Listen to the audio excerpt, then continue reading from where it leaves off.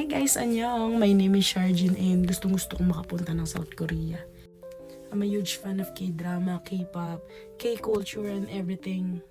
And syempre, isa sa mga bucket list ko makapunta sa South Korea. At alam niyo ba guys, hindi lang sa Seoul ko gustong makapunta.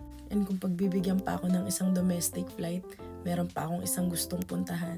May gusto akong mapuntahan na isang probinsya sa Korea. Yun yung South Jeolla Province. Kasi merong isang island doon na tinatawag na Purple Island na makikita sa Sinan County sa South Jeolla Province.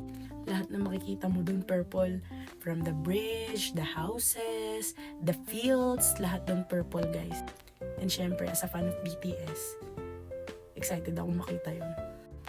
Gusto ko mag-picture doon sa mga photo spots, sa fields. Nahawak ko syempre yung lightstick ko and yung photo card ng bias ko.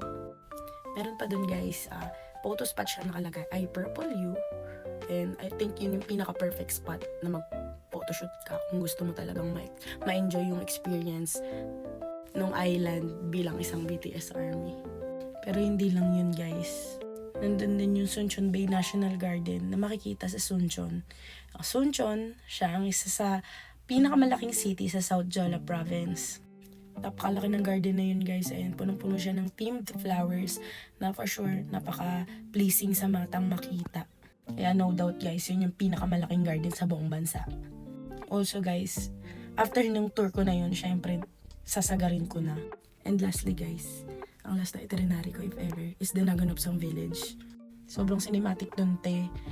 Yun yung parang pinaka-perfect na last itinerary nyo kasi syempre doon yung relax lang, cinematic lang yung view, watch ka lang ng sunset habang nagkakape. Sobrang perfect niya kung gusto mo na ng relax na itinerary. Kaya kung ako sa inyo guys, isama nyo na yun sa itinerary nyo sa next na punta nyo ng South Korea. Kung gusto nyo, sama nyo na rin ako, magsama tayong dalawa doon. Para naman ma-enjoy ko din.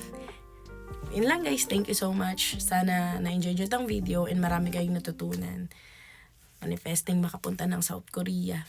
Thank you guys. Bye!